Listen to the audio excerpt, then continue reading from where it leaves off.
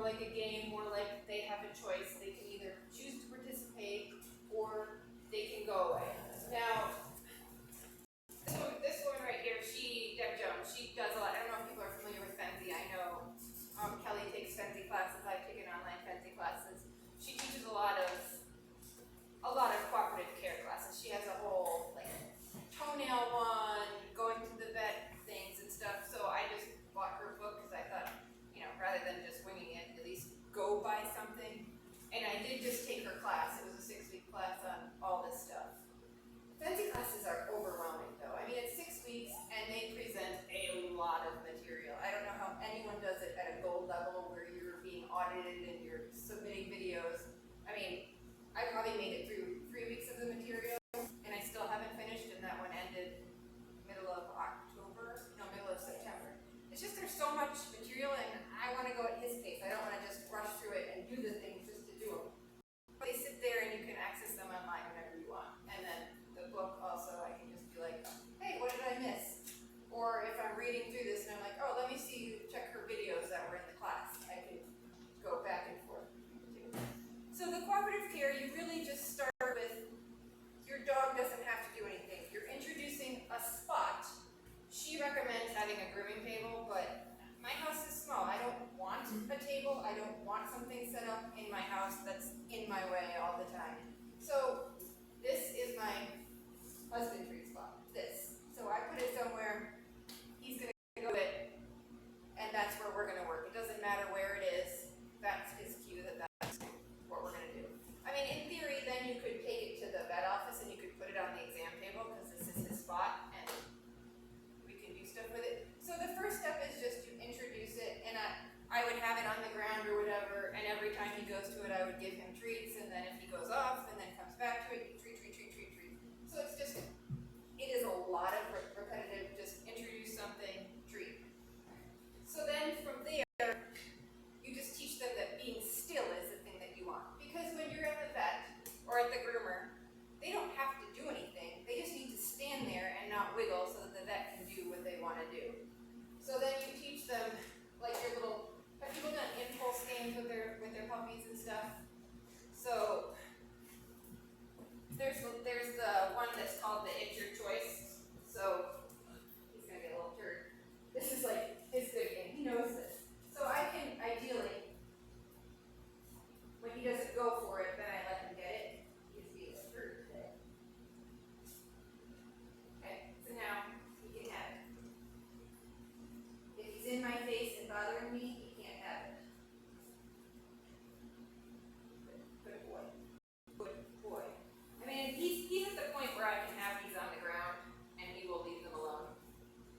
Today he's telling everyone that I don't have any manners. I've never done this stuff before on the face. Ever, huh, buddy? Good. So I mean, and like, you take as long as your dog needs. Some dogs pick this stuff up really fast. Sometimes you're working on this for weeks and weeks and weeks.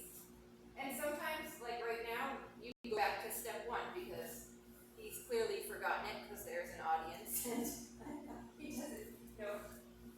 And I knew this would happen because that's the way he is. He'll be 10 months old tomorrow. So, you can't expect. That's strong food, right? Yes, and that's one thing that Dr.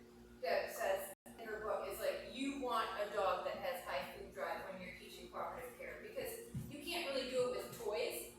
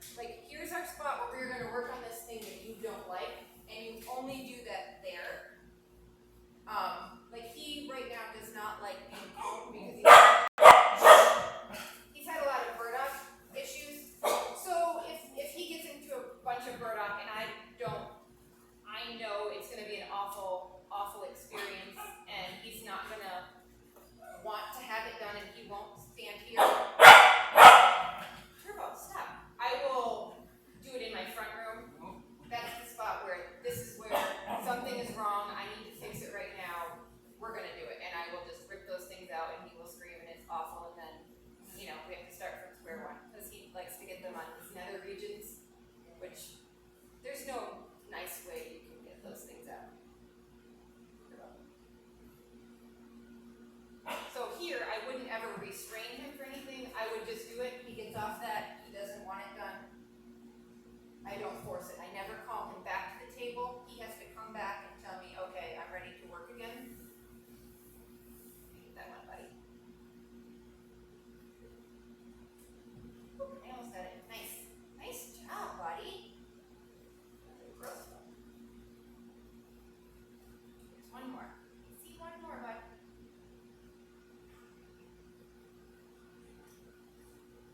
You're being a squirmy worm. So you're purposely not holding. Right. He's supposed to say, he will show me signs that he doesn't want to work.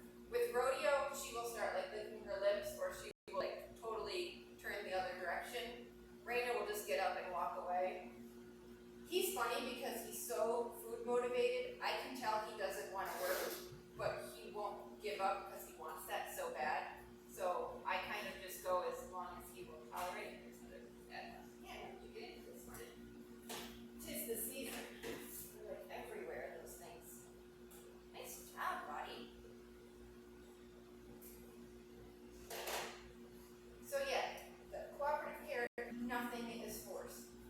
So her steps are, I should know them off the top of my head. They're, because I've read this thing so many times. Your place conditioning. So that's when you're introducing your spot when you're going to do husbandry. Then you work on your stillness, I believe was her second. Yeah, your impulse control, which was with this, and you're just teaching them, we stand still, this can sit here, you can ignore it, but you know it's there, and if we are nice and calm, we will get something out of there. Because when I'm working with him, I want to have this readily available so I can do these things. Nice. And just reach for them. I don't have to go do anything else. We're just working right here. Next one is impulse control. Then you start working on your handling. So think about things that have to happen at the vet. So we're going to just pretend this is our little vet office thing. So you might have to poke your dog. You know, they're looking in every spot. So you just want to work on every single thing you can think of that would happen at a vet office. So that when they do go there, they're once a year. These things, touching them, looking in their ears, looking in their eyes, it's not a big deal because you do it all the time with them. Dirt all over you. Want to switch to something else, Turkey Jerks? So yeah, so I have worked on all sorts of these kinds of things. You are a squirming worm today. And in theory, when we play with this at home, he really does stand still. But he is just. Make me sweat. So yeah, so I would do like, I probably once a week work on just getting my hands on him, pretending that I'm the vet. You know, they squeeze, they pick up things. Nice job.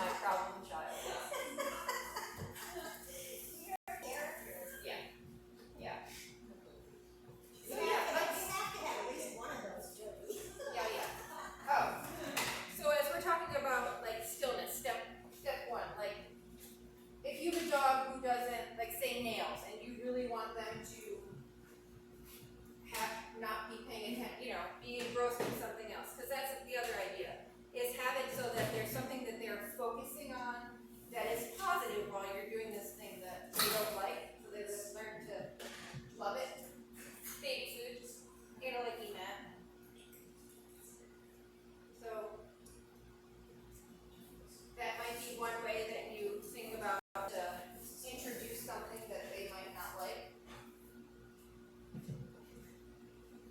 He's busy. Well, I can't really clip a nail because I'm wearing my contacts and I can't see, but I will pretend. So, nice.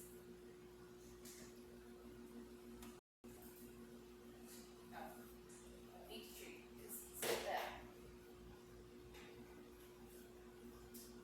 So maybe I do things that he doesn't like because he's busy. This is one thing I'm thinking about for, I bathed him like once. He did not like it. He was a puppy, but this breed you really don't bathe. So this is one of the things I'm thinking about for when I'm gonna start working on the tub this winter, is I will just put him in the tub with this, with like peanut butter on it or something, and he'll just hang out in there for like 5 minutes and drink it. And then I'll do the same thing, and maybe I'll run the washcloth over him or something. And then we'll do a session where the water is on and he's way over here in this end. And then slowly, step by step, maybe put a little bit of water in his feet. So just stuff like that. And if he walks away, if he shows any sign that he doesn't want it, we stop. And then we start a step lower the next time. Until he learns that, okay, this isn't such a big deal. And if I say no, we're done. Even like with his nail cutting, we do them fine now, but sometimes he just doesn't want it done, and that's okay. I just then do it the next day. But he knows, he can tell me whether he wants to have it done or not have it done.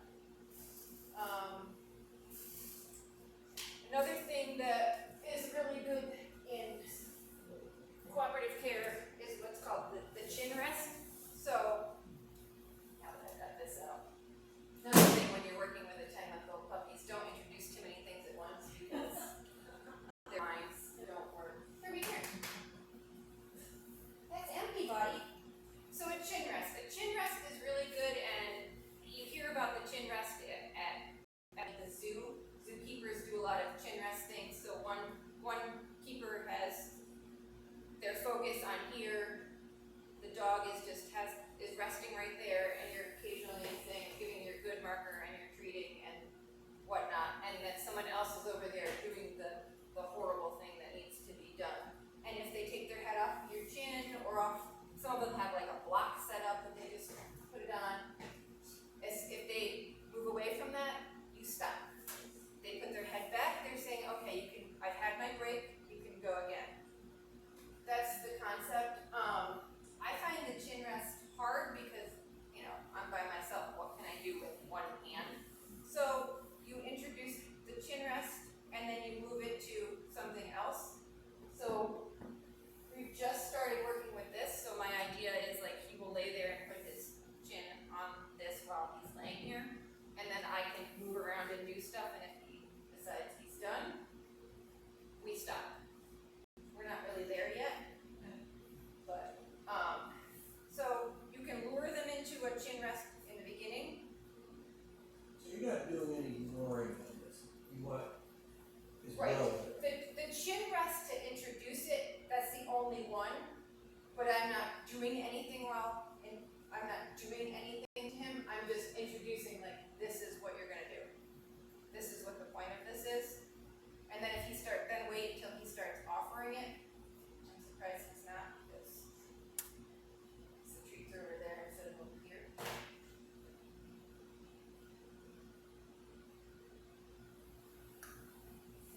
But yeah, you don't do a lot of luring. You let them make the choice to do it.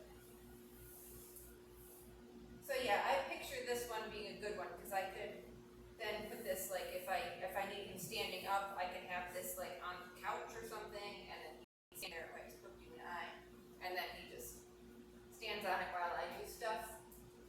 How do you manage your frustration level with this? Sometimes I just walk away. He's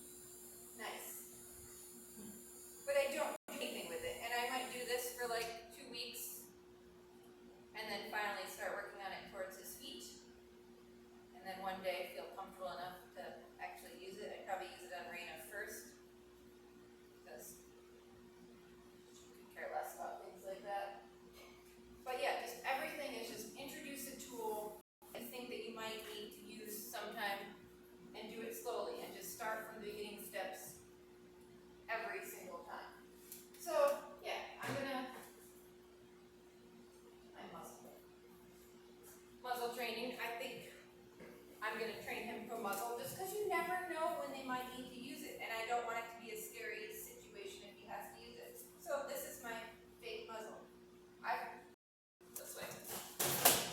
Although everywhere I sit, I'm gonna be. So he just puts his face in here. This is another one I have lured with though, because I wanted to shove his face in there. So I just do that, and then he gets it. Nice job, buddy. Nice.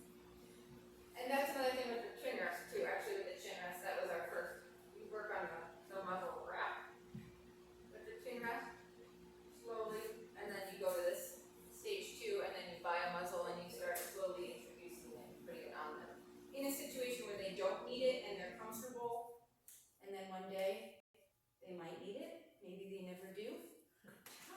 Nice. But yeah, just household things that can be a tool that's not so scary, but then the concept, he's got the concept of I stick my head in here, not a big deal.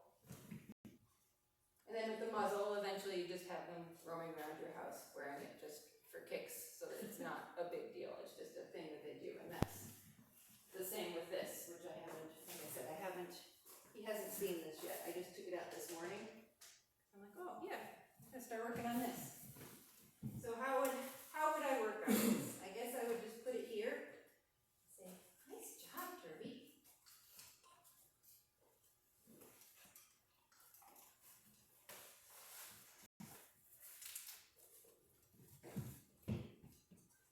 Nice.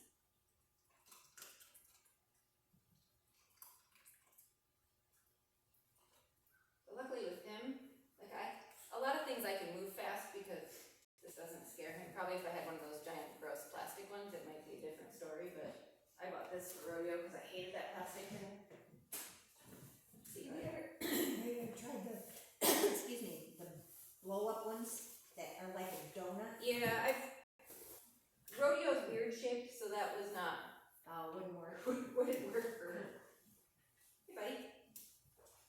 Hello! See, you just made the king. They even showed where you can make a collar, one of those with the foam, the the pool noodles and a regular collar to stop them from going bad. Nice job, buddy. Here.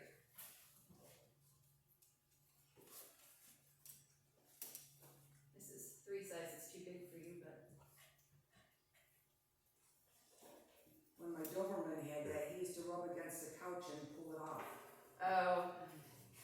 Yeah, this, I know with rodeo I had it attached to her collar. Yeah, because it has these things on it. And at least this one you can see with, and it's not. Although, it does get a little floppy, but she was able to eat with it and stuff. I just took it off. Ooh, nice job, buddy. I probably shouldn't have quite gotten, that was a little more advanced than I should have done right now, but.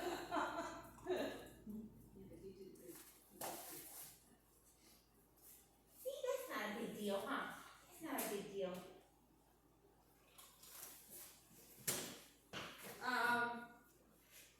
Yeah, so for treats, good things to use for this, that nasty like cheese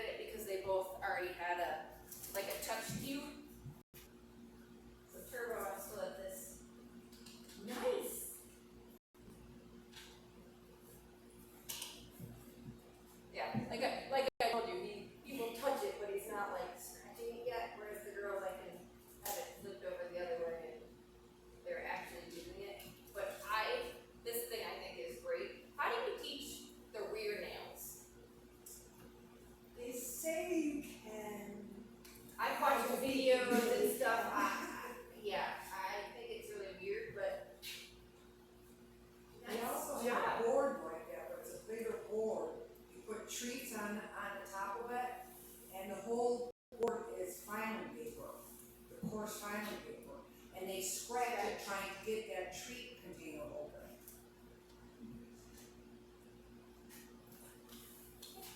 Nice job, buddy. But yeah, I like the idea of a file because I prefer the clippers, but then they always leave those nasty rough edges that then they leave welts on you. At least my dogs do. I do. I'm like, what happened? Oh yeah, I cut Raina's nails. Yeah, I'm like, nice job, buddy. That is actually enough for them to get enough of their nails off to. Yeah, after I've done a clip. But yeah, this is Sally makes these, so I think this thing is great.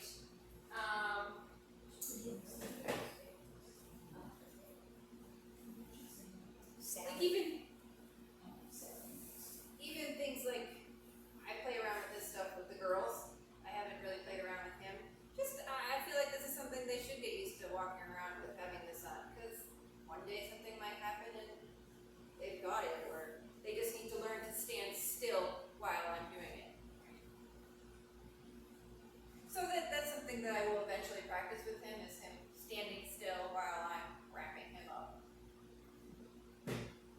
But yeah, it's all stuff that you just have at home. I mean, I bought a whole bunch of this. I have some in the car just because you never, maybe one day someone's gonna rip something open and I just need to wrap it around and so they don't bleed to death while I get to bed.